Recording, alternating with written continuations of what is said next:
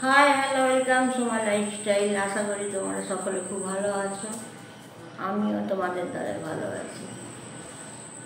যাই হোক, একটু আগে আমার মেয়ের সঙ্গে কথা হয়েছে, মনটা খুবই খারাপ আর একদম কিছু ভালো লাগছে না।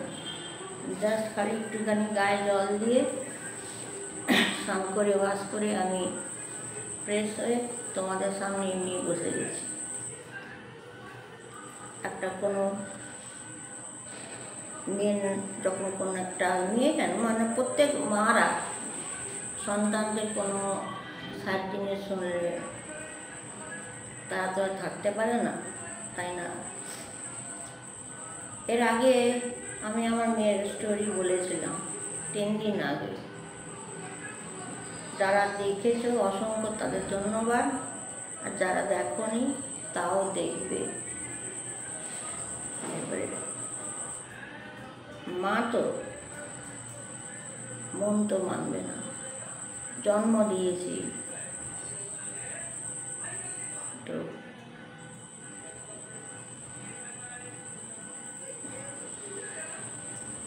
আমি তোমাদেরকে বলেছিলাম যে আমার মেয়ে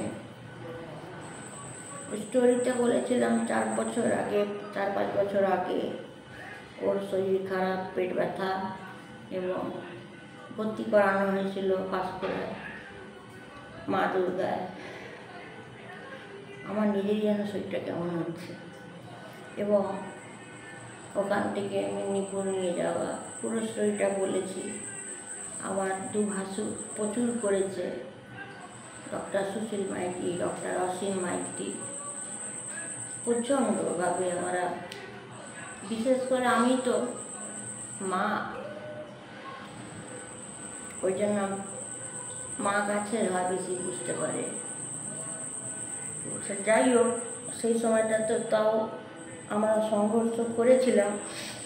আমি, আমার হাজব্যান্ড, আমার ছেলে, পাশে কেউ ছিল না বা এখনও নেই। আর নিজের ফ্যামিলি পুরো গোষ্ঠীকে বলেও আমার কোনো লাভ হবে না, লাভ পাইও নি। আর আমার মেয়ে তো এগেনস্ট, বারে বারে বলে কোনো ফ্যামিলিকে জানাবে না, এবং বাস্তব বাইরের মানুষকেও বলে কোনো লাভ নেই। এগুলো আমার মেয়ে পছন্দ করে না। কেন কি, মানুষ ঠোকর খেলেই তো শেখে, আর আমার মেয়েই আমার চোখ খুলিয়েছে। আমিও অনেক ঠকেছি বা হয়তো এখনও ঠকছি। তো তোমাদের কালকে বোধহয় বলেছিলাম না পরশু বলেছিলাম, এখন না ঠিক করে কথাও মনে রাখতে পারি না। আমার নিজেরও এত মেডিসিন চলছে জানো তো। আমি কী বলবো, কোথার থেকে বলবো আমি নিজে বুঝতে পারছি না, কেমন করে বলবো।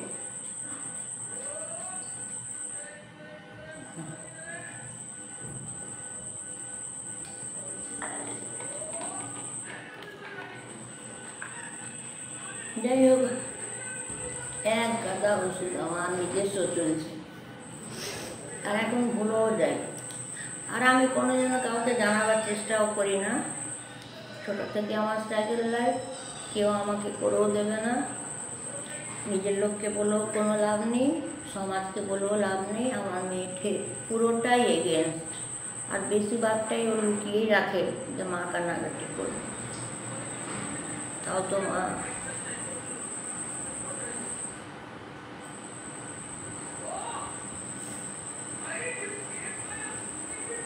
ভালোই ছিল,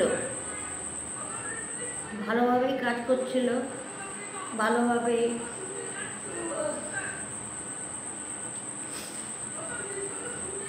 ভালোই উলবেড়িয়াতে একটু সরি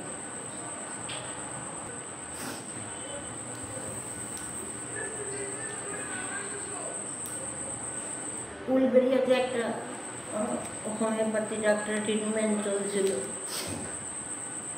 তার আগে তো 5 বছর আগে তো সব নিট অ্যান্ড ক্লিন হয়েই গেছিলো, ডক্টর মেদিনীপুরে ডক্টর বলে দিয়েছিল জলদি বিয়ে করতে, যাতে ইস্যু একটা হয়ে যায়, তারপর নয় ইউটেরাস যা হবে হবে দেখা যাবে, কিন্তু এমন কিছু না।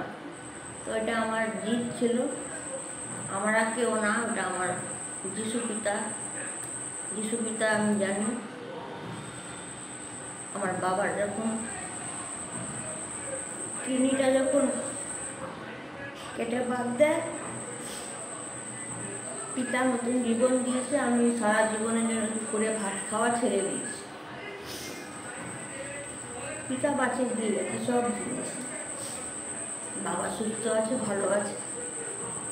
তারপরে আমার ছেলে ডেঙ্গু, ম্যালেরিয়া, ওখানেও ডাক্তার খুব খারাপ কথা বলেছে, সেটাও আমি আমার হাজব্যান্ড আর আমার মেয়ে মিলে যুদ্ধ করেছিল, ছেলেও ভালো হয়ে গেল। আমি জানি মেয়েও ভালো হবে। আমি তো মা স্ক্যান করার পর, আলট্রাসোনোগ্রাফি করার পর নতুন, মানে ওর তো হোমিওপ্যাথি ওষুধ চলছিল, ওই জন্য নতুন করে ওর যখন পেটটা ব্যথা শুরু হয়, তখন আমি আমার হাজব্যান্ড বলছি না, ওষুধ হোমিওপ্যাথিটা ছাড়, আবার ডাক্তার দেখা। যখন এই ডাক্তার যখন দেখাতে শুরু করলাম হোমিওপ্যাথি ছেড়ে, আর ট্রিটমেন্ট চলছিল ভালো। পরশুদিন ওর সোনোগ্রাফি হলো, আলট্রাসোনোগ্রাফি, রক্ত, ব্লাড টেস্ট, অনেক রকম স্ক্যান হলো, সব কিছুই হলো। কিন্তু মেয়ে এখন বলছে এটা ফোন করে, আর ও বেশিরভাগ কিছু জানায় না কেন, আমি খুব কান্নাকাটি করি বলে।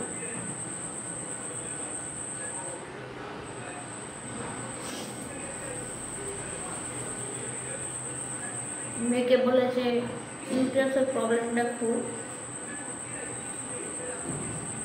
আর কেটে বাদ দিতে বলেছে, এটাকে কেটে বাদ দিতে হবে, 6 মাসের টাইম দিয়েছে যে ইউটেরাস কেটে বাদ দিতে হবে। যদি বাদ না দাও, এটা একটা অন্যদিকে যাবে। সেটা আমি মেনশন করব না, ইউটিউব সব যদি বলে দিই, আমার বলতে কোনো আপত্তি নেই, যদি বলে দিই হয়তো আমার মেয়ের মতন অনেক পেশেন্ট আছে, তাদের মনটা খারাপ হয়, ওই জন্যই বলছি না। এটা ভাববেন না যে আমার মেয়ে বলে বলছি, জগতের সব মেয়ে আমার মেয়ে।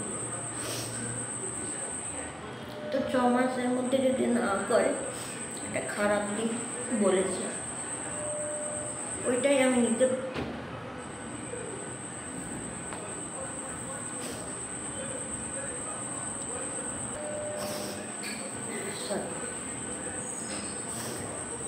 তো এটা বলছে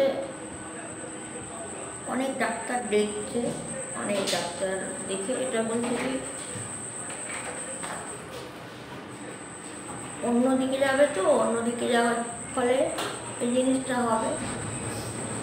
আমি চাই না আমি মিডিয়াতে সব নামগুলোকে উল্লেখ করব, কারণ কি এরকম অনেক মেয়ে আছে জগতে, সবাই আমার মেয়ে, তাদেরও তো এটা শুনে কষ্ট হবে না,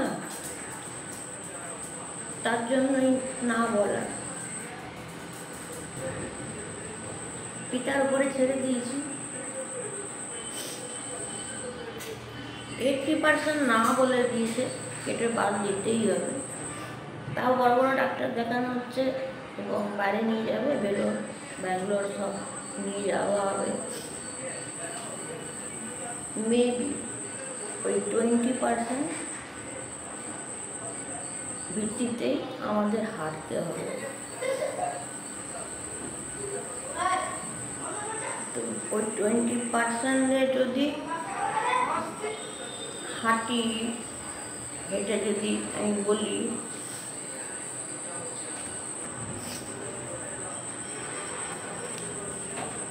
যাই হোক, মেয়ে অনেক ডক্টরের সঙ্গে কনসাল্ট হয়েছে, আমাকে সব রিপোর্টগুলো পাঠিয়েছে, দেখি মেজো মেয়েকে ডাকবো, ওকে ফোনে জানাবো, এবার ওকে নিয়ে বেরাবো, প্রত্যেকটা গায়নের কাছে যাব, দেখাবো। সব থেকে আমার খারাপ নিতে পারছি না যে ইউটারাস যদি কেটে বাদ দিতে হলো, তাহলে তো লাইফটাই শেষ হয়ে গেল। আর যদি ইউটারাস কেটেও দেয়, জানো তো কি হয়, হয়তো বিয়ে করবে না, একটা আলাদা পথ। ভালো ছেলে খুঁজে পাওয়া মুশকিল পৃথিবীতে, একটা কেউ পাবে না, একটা কেউ পাবে না। যদি জেনে যদি বিয়েও করে যে ওর ইউটারাস বাদ দিতে হচ্ছে, সেই সময়টা না, আমি মা হয়ে মন থেকে বলছি, হয়তো সেই সময়টা বাবার টাকা, বাবার প্রপার্টি দেখে হয়তো বিয়ে করে নেবে। বাবার প্রপার্টি দেখে, বাবার বাড়ি গাড়ি দেখে হয়তো বিয়ে করে নেবে, কিন্তু সারা জীবন আমার মেয়েকে কথাটা কিন্তু শুনতে হবে। জেনেও যদি বিয়ে করবে, আমি জানি, আমি যেটা জানি, আর আমি ওর লাভারকেও জানি যে ও এখনো পর্যন্ত আমার মেয়ে আমাদের প্রপার্টির টাকা পয়সার জন্যেই ওকে ধরে রেখেছে।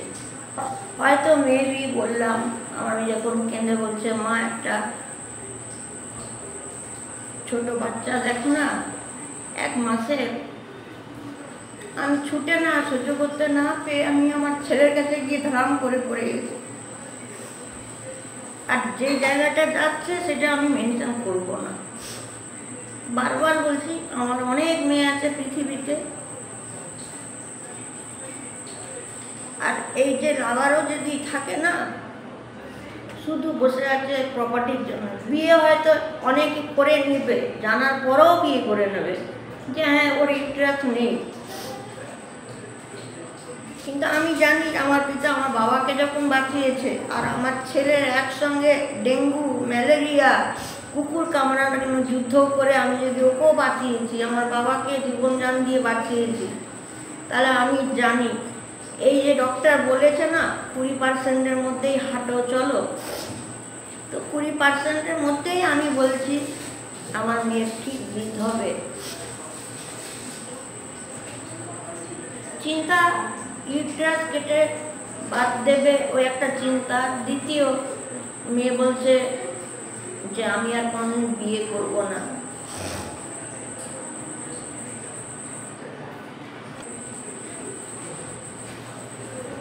তো আমার পৃথিবীতে আমার জানা নেই পৃথিবীতে যে কোনো ভালো ছেলে পাবো। রাম হয়ে ঢোকে, রাবণ হয়ে বেড়ায়। আর সব থেকে বড় কথা কি জানো, যখন আমার মেয়ে বলছে মা আমি জীবনে আর বিয়ে করবো না, ঠিকই ডিসিশন নিয়েছে। আমি একটা বাচ্চা, 1 মাসের বাচ্চা নিয়ে আসবো। আমি তখন ওকে বলছি, সব আজে বাজে কথা বলছিস কেন, আজে বাজে কথা বলছিস কেন?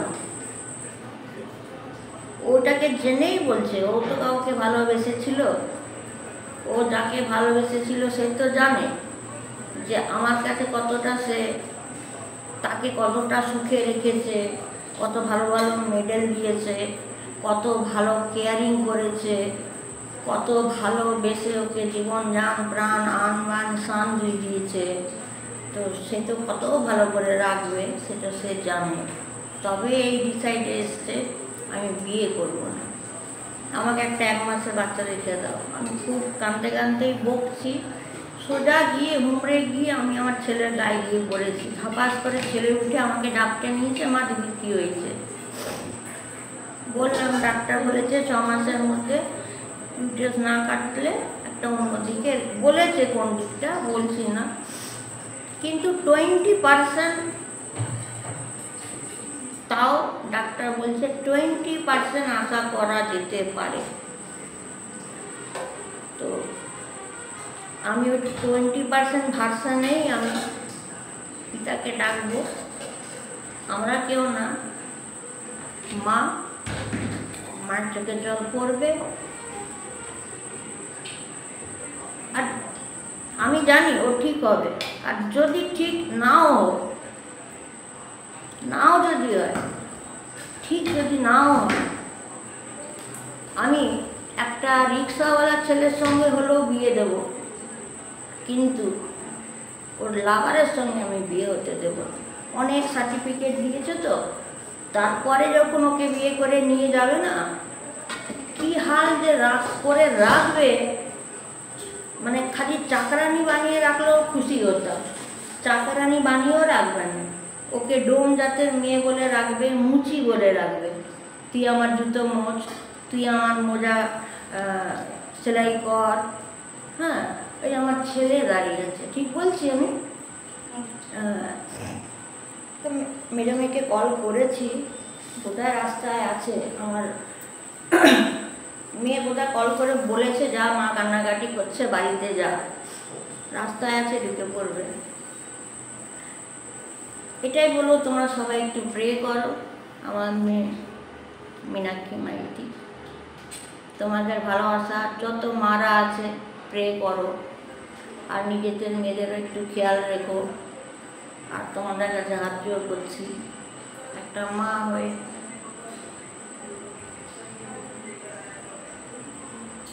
ভিক্ষা দেয়, যাতে ওই 20% যেন সাকসেস। বলতে পারছি।